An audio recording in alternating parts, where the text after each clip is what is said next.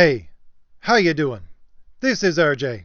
Today I'm going to go over a comic that I did a 10-second comic review on last week, and it is Avengers number 21. And the reason why I want to go over this book a little more is because it really ticked me off. So I'm going to warn you right now that this is going to be a bit of a rant. I don't have a, we'll say, strictly logical argument going on here today. It's a little bit more syllogistic than logical. But this book, it really ticked me off.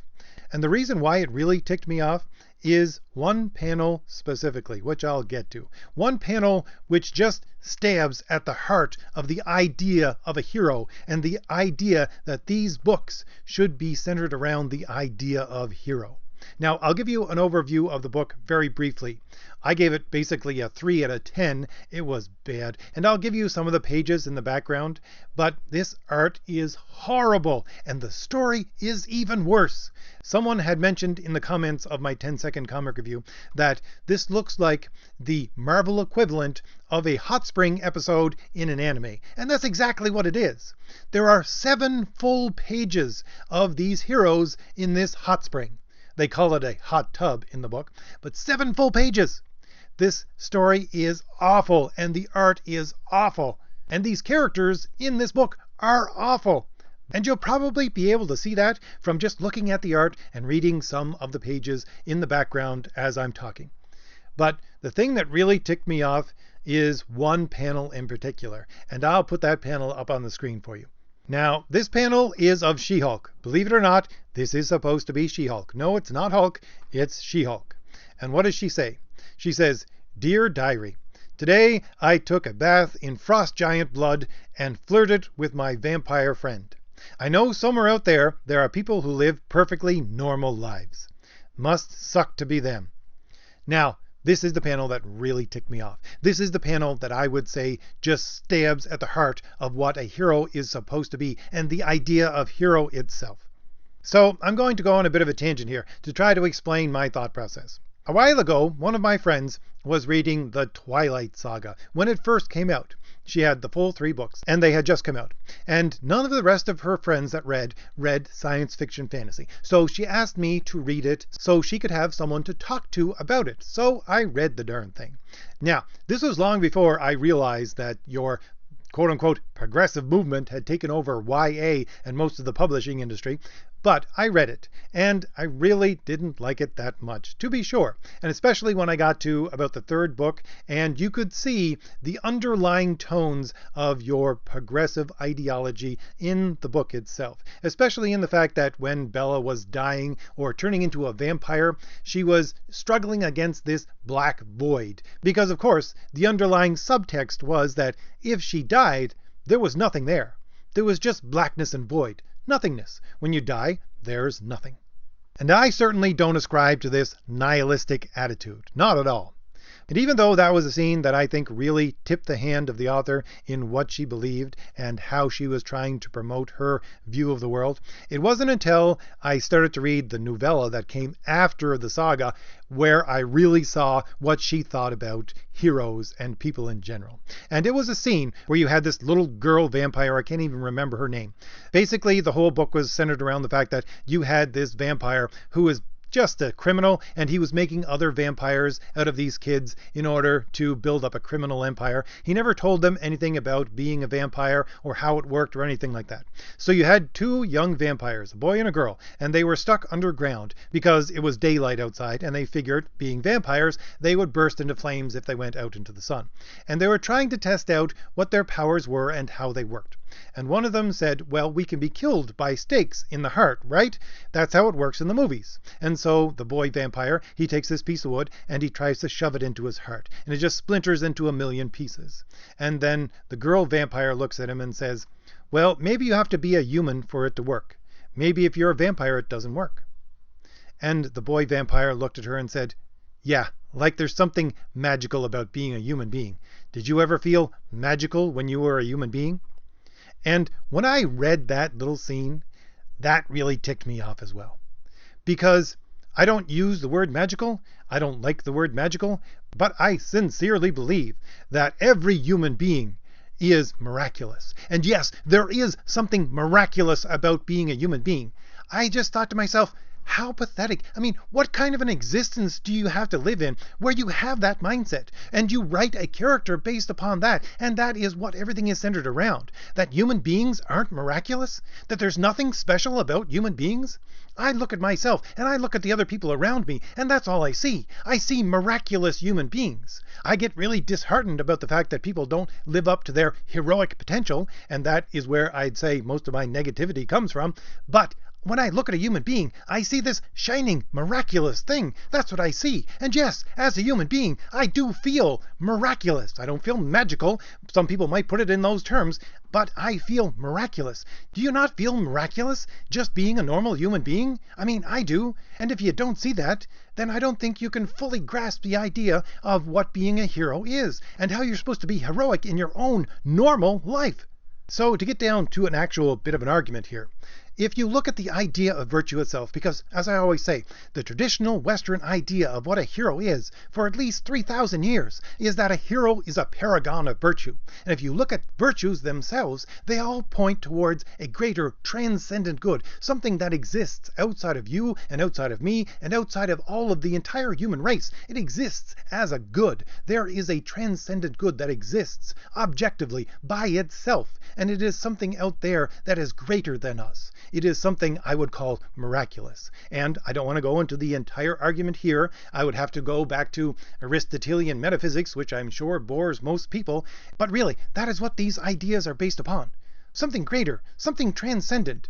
But not just that. Something greater and transcendent that everybody can access. Every last human being can access. And so it doesn't matter if you are a normal person who lives a normal life, which She-Hulk is actually making fun of here. She's making fun of normal people who live normal lives. She says, it must suck to be them. No, it doesn't.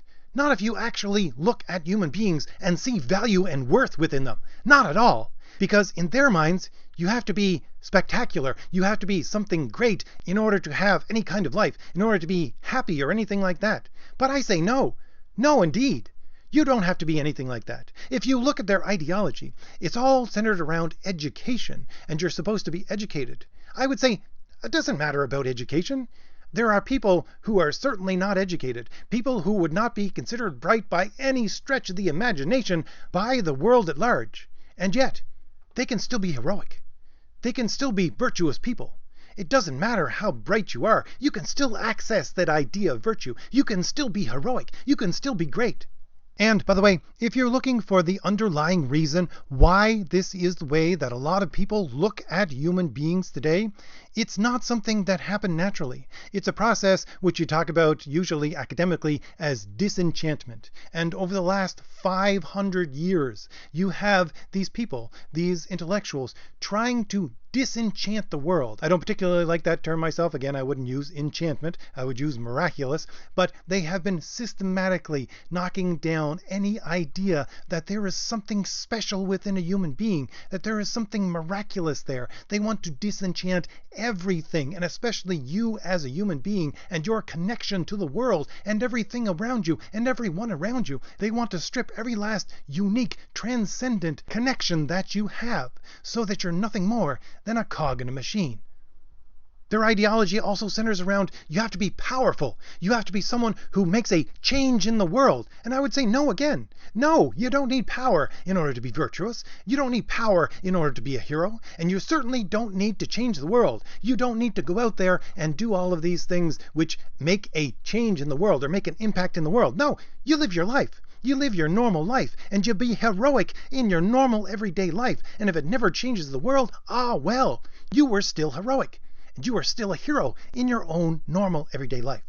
And this leads to what I talked about in one of my videos last week about this pride that comes into the equation when you have Mary Sue's and these types of writers that are writing Marvel and DC and most comics today.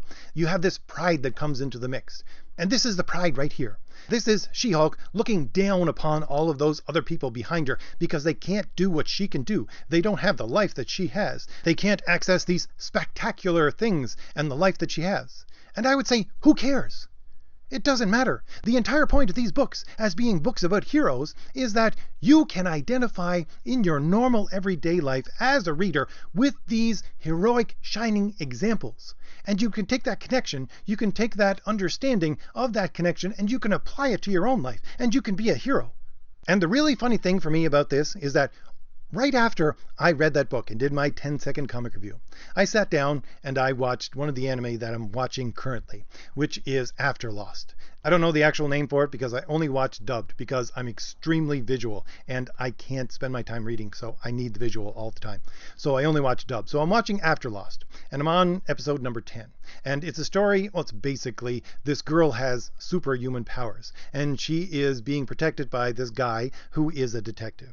And they're trying to get this girl to some place where no one can get so she can see her father. And there's a whole bunch of things going on. And she has to deal with these superpowers that she basically can't control.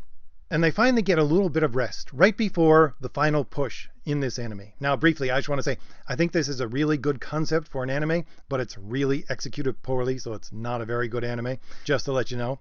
But there's a scene where they're sitting on the beach talking about what they're going to do after all this is done. And they're talking about trying to go back to being normal and having a normal life.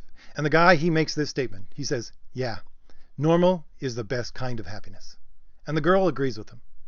And here you have an example of what heroes would actually say. Here's the idea of what heroes are actually like. You have these two people. They're caught up in this spectacular event. One of them has superpowers. And what are they doing? They're sitting around talking about how they can eventually be happy and how that happiness will come from being normal, because normal is the best kind of happiness. And contrast that with what She-Hulk is saying here. She-Hulk saying, I have done all these spectacular things. And there are people out there who live perfectly normal lives. It must suck to be them. This character, this She-Man-Hulk, she is not a hero.